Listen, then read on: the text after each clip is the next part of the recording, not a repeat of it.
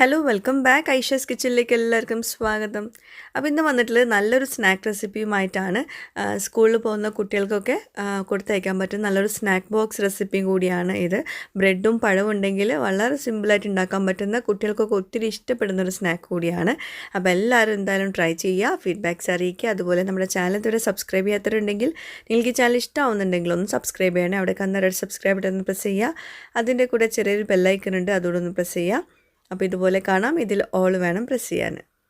പിന്നെ ബ്രെഡും പഴവും വെച്ചിട്ടുള്ള വേറൊരു സ്നാക്ക് റെസിപ്പി ഞാൻ 4 വർഷം മുമ്പ് ഷെയർ ചെയ്തിട്ടുണ്ടായിരുന്നു. ഏകദേശം അതിൻ്റെ പോലെ തന്നെയാണ് ഇപ്പോൾ ഇന്ന് ഉണ്ടാക്കിയിട്ടുള്ളത്. പക്ഷേ അതിൽ മുട്ടയൊക്കെ ചേർത്തിട്ടുണ്ടായിരുന്നു. ഇന്നിപ്പോൾ മുട്ട ഒന്നും ചേർക്കാണ്ട് അതിലും സിമ്പിളായിട്ട് ഉണ്ടാക്കുന്ന ഒരു റെസിപ്പിയാണ് കാണിക്കുന്നത് കേട്ടോ. അപ്പോൾ ആദ്യം തന്നെ നമുക്കൊരു പാന് ചൂടാക്കിയിട്ട് 1 ടേബിൾ സ്പൂൺ ഓയിലോ അല്ലെങ്കിൽ നെയ്യോ ചേർത്ത് കൊടുക്കുക. ഞാൻ നെയ്യാണ് കേട്ടോ ചേർത്തിട്ടുള്ളത്. 1 ടേബിൾ സ്പൂൺ നെയ്യ് ചേർത്ത് കൊടുത്തിട്ടുണ്ട്. എന്നിട്ട് 2 പഴം ചെറുതായിട്ടൊന്ന് ചോപ്പ് ചെയ്തിട്ട് ഇതുപോലെ ചേർത്ത് കൊടുക്കുക. 2 നേന്ത്രപ്പഴമാണ് എടുത്തിട്ടുള്ളത്. അപ്പോൾ നേന്ത്രപ്പഴം തന്നെ വേണം നമുക്കിതിലോട്ട് ഫില്ലിങ്ങിനായിട്ട് വെച്ച് കൊടുക്കാൻ വേണ്ടിയിട്ട്. കുട്ടികൾക്ക് സ്കൂളിലേക്ക് കൊടുത്തയക്കാനൊക്കെ നല്ലൊരു സ്നാക്കാണിത്. അപ്പം നേന്ത്രപ്പഴം നെയ്യിലൊന്നും അങ്ങനെ മിക്സ് ചെയ്തെടുത്തിട്ടുണ്ട്. ചെറിയ ഫ്ലെയിമിൽ വെക്കുക കേട്ടോ. എന്നിട്ട് 1 ടേബിൾ സ്പൂണ് പഞ്ചസാര ചേർത്ത് കൊടുക്കുക. ഇനിയിപ്പം മുതിർന്നവർക്കൊക്കെ ആണ് പഞ്ചസാര അധികം വേണ്ടാന്നാണെങ്കിൽ ഈ ഒരു സ്റ്റെപ്പ് സ്കിപ്പ് ചെയ്യുക കേട്ടോ. അതായത് പഞ്ചസാര ചേർക്കുന്നത് സ്കിപ്പ് ചെയ്യുക. നെയ്യിൽ ഇതുപോലെ പഴം ഒന്ന് ഇങ്ങനെ വാട്ടിയെടുത്താൽ മതിയാവും. അപ്പോൾ ഇത് ചെറിയ ഫ്ലെയിമിൽ വെച്ചിട്ട് വേണം ചെയ്യാൻ കേട്ടോ. അതിൻ്റെ കളറ് മാറണ്ട, പക്ഷെ അത് നന്നായിട്ട് വെന്തിട്ട് നല്ലൊരു ഉടഞ്ഞ പരുവത്തിലാവണം. അപ്പോൾ അതുവരേക്കും നമുക്ക് ചെറിയ ഫ്ലെയിമിൽ അവിടെ വെക്കുക. അപ്പോഴേക്കും നമുക്ക് ബ്രെഡ് ഒന്ന് റെഡിയാക്കി എടുക്കാം. പിന്നെ എല്ലാ പ്രാവശ്യവും ഞാൻ ബ്രെഡിൻ്റെ റെസിപ്പീസൊക്കെ ഷെയർ ചെയ്യുമ്പോൾ പറയുന്നൊരു കാര്യമാണ്, ബ്രെഡ് വെച്ച് നമ്മൾ എന്ത് സ്നാക്ക് ഉണ്ടാക്കുമ്പോഴും, പ്രത്യേകിച്ച് ഇങ്ങനത്തെയൊക്കെ റോൾ ചെയ്യുന്ന സ്നാക്സൊക്കെ ഉണ്ടാക്കുമ്പോഴും നല്ല ബ്രെഡ് വാങ്ങിച്ച് യൂസ് ചെയ്യാൻ തന്നെ ശ്രദ്ധിക്കുക കേട്ടോ. കാരണം നമ്മളിങ്ങനെ പൊടിഞ്ഞു പോണ ബ്രെഡ് ഉണ്ടാവില്ലേ, അതുപോലെ ചെറിയ ചെറിയ ഹോൾസൊക്കെ ഉള്ള ബ്രെഡ് അല്ലെങ്കിൽ ഷേപ്പില്ലാണ്ട ബ്രെഡൊക്കെ ഉണ്ടാവില്ലേ, അത് വെച്ചിട്ട് നമുക്ക് ഇങ്ങനത്തെ സ്നാക്സ് ഒന്നും റോൾ ചെയ്തെടുക്കാൻ പറ്റില്ല, ഭയങ്കര ബുദ്ധിമുട്ടാവും. അപ്പോൾ ഇതിപ്പം കുഴപ്പമില്ലാത്ത ബ്രെഡാണ്. എന്നാലും ഇതിനേക്കാളും നല്ല പെർഫെക്റ്റ് ആയിട്ട് സൈഡ്സൊക്കെ നന്നായിട്ടുള്ള ബ്രെഡ് ഉണ്ടെങ്കിൽ അതായിരിക്കും കുറച്ചുകൂടെ നല്ലത് കേട്ടോ. അപ്പോൾ ഇതിൻ്റെ സൈഡൊക്കെ ഒന്ന് കളഞ്ഞിട്ടുണ്ട്. അപ്പോൾ നമ്മുടെ പഴം ഇപ്പോൾ നന്നായിട്ട് ഇവിടെ കുക്കായിട്ടുണ്ട്. ചെറിയ ഫ്ലെയിമിൽ വെച്ചിട്ടുണ്ടായിരുന്നു. നന്നായിട്ട് ഉടഞ്ഞിട്ടുണ്ട്, നന്നായിട്ട് വെന്തിട്ടുണ്ട് കേട്ടോ. അപ്പോൾ നമുക്ക് ഇത് മതിയാവും ഫില്ലിങ്ങിനായിട്ട്. അപ്പോൾ അതവിടെ ചൂടാറാൻ വേണ്ടിയിട്ട് മാറ്റി വയ്ക്കുക. അപ്പോഴേക്കും നമുക്ക് ബ്രെഡൊക്കെ ഒന്ന് റെഡിയാക്കാനുണ്ട്, അതവിടെ മാറ്റി വയ്ക്കുക. പിന്നെ ബ്രെഡിൻ്റെ സ്നാക്സൊക്കെ ഷെയർ ചെയ്യുന്ന സമയത്ത് കുറേ പേര് ചോദിച്ചിട്ടുണ്ടായിരുന്നു ഏത് ബ്രാൻഡ് ബ്രെഡാണ് നാട്ടിൽ നല്ലതെന്നൊക്കെ. എനിക്ക് പേഴ്സണലി പറയുകയാണെങ്കിൽ അത് അറിയില്ല. ചില സമയത്ത് ചില ബ്രെഡ് നന്നാവാറുണ്ട്. അപ്പോൾ ഇത് കുഴപ്പമില്ല. ഞാൻ പക്ഷേ അത്ര അങ്ങോട്ട് പെർഫെക്റ്റ്നെസ്സിൽ വന്നിട്ടില്ല, എന്നാലും കുഴപ്പമില്ലാണ്ട് വന്നിട്ടുണ്ട്. അപ്പോൾ നമ്മൾ ബ്രെഡ് ഇതുപോലെ സൈഡ് കട്ട് ചെയ്തിട്ട് ഇങ്ങനെ ഒന്ന് പരത്തി എടുക്കാനുണ്ട് കേട്ടോ. ഒന്നും ചെയ്യേണ്ട, ജസ്റ്റ് ഇങ്ങനെ പരത്തി എടുത്താൽ മതി. അപ്പോൾ തന്നെ നമുക്ക് ഏകദേശം അറിയാം ബ്രെഡ് ഇങ്ങനെ പൊടിഞ്ഞു പോവാണ്ട് ഇങ്ങനെ പരത്താൻ പറ്റുന്നുണ്ടെങ്കിൽ അതിൽ നിന്ന് മനസ്സിലാക്കാം ബ്രെഡ് നല്ലതാണെന്ന് കേട്ടോ. അപ്പോൾ ഇത് കുഴപ്പമില്ല. എന്നാലും ചില ബ്രെഡൊക്കെ ഇതിലും പെർഫെക്റ്റ് ആയിട്ട് നമുക്ക് പരത്താൻ പറ്റും. അപ്പോൾ എല്ലാം ഇങ്ങനെ പരത്തി വെച്ച ശേഷം നമുക്കത് റോൾ ചെയ്തെടുക്കാം. ഞാൻ മുമ്പ് ഷെയർ ചെയ്തിട്ടുള്ള ബ്രെഡിൻ്റെ സ്നാക്ക് ഉണ്ടല്ലോ, അന്ന് ഒരുപാട് പേര് ട്രൈ ചെയ്തു. പക്ഷേ ഒരുപാട് പേര് അതിൽ കമൻസിൽ പറഞ്ഞിട്ടുണ്ടായിരുന്നു ബ്രെഡ് പൊടിഞ്ഞു പോകുന്നു എന്ന്. അതുകൊണ്ടാണ് ഞാൻ ഇത്രയും ഡീറ്റെയിൽ ആയിട്ട് ബ്രെഡിൻ്റെ കാര്യം പറയുന്നത് കേട്ടോ. പിന്നെ ഒരു പാത്രത്തിൽ കുറച്ച് വെള്ളം എടുത്തിട്ടുണ്ട്. ഇനി എന്താ ചെയ്യേണ്ടതെന്ന് വെച്ചിട്ടുണ്ടെങ്കിൽ നല്ല സിമ്പിളായിട്ടാണ് ഉള്ള സ്നാക്കാണ്. അപ്പോൾ ഉണ്ടാക്കുന്നത് അതുപോലെ തന്നെ ഉണ്ടാക്കാൻ നോക്കുക കേട്ടോ. അപ്പോൾ ഇതുപോലെ ഫില്ലിങ് കുറച്ച് മാത്രം എടുത്തിട്ട് അകത്ത് വെച്ച് കൊടുക്കുക. ഒരുപാട് ഫില്ലിങ് വെച്ചിട്ട് നിറയ്ക്കരുത് കേട്ടോ. എന്നിട്ട് ഇതിൻ്റെ സൈഡ് 4 സൈഡിലും വെള്ളം കൊണ്ട് ഒന്നിങ്ങനെ സ്പ്രെഡ് ചെയ്ത് കൊടുക്കുക. അപ്പോൾ ഒരെണ്ണം ചെയ്തത് നമുക്ക് മനസ്സിലാവും ബ്രെഡ് എത്രത്തോളം നല്ലതാണെന്ന്. അത് നമുക്ക് റെഡിയാക്കാൻ പറ്റുന്നില്ല എന്നാണെങ്കിൽ ഇതിൽ മെനക്കെടാണ്ടിരിക്കുകയായിരിക്കും നല്ലത്. ബ്രെഡ് വേറെ വാങ്ങിച്ചിട്ടുണ്ടാക്കിയായിരിക്കും നല്ലത്. അപ്പോൾ അതാ റോൾ ചെയ്തെടുത്തു. പിന്നെ ചെറിയൊരു ക്രാക്സ് ഒക്കെ ഉണ്ടല്ലോ, അത് നോക്കേണ്ട, അത് കുഴപ്പമില്ല. നമ്മളത് ടോസ്റ്റ് ചെയ്തെടുക്കുന്ന സമയത്ത് റെഡി ആയിക്കോളും.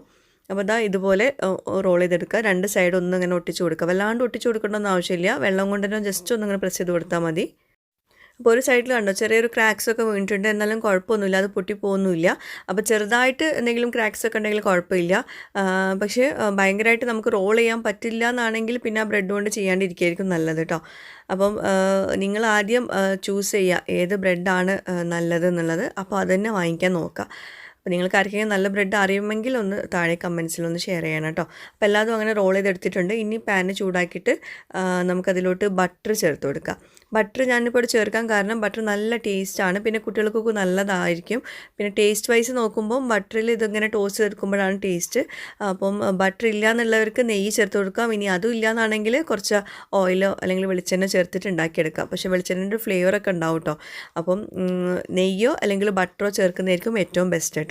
അപ്പം കുറച്ച് മാത്രം ബട്ടർ സ്പ്രെഡ് ചെയ്തിട്ട് ഇതുപോലെ നമ്മൾക്കൊന്ന് ടോസ്റ്റ് ചെയ്തെടുക്കണം.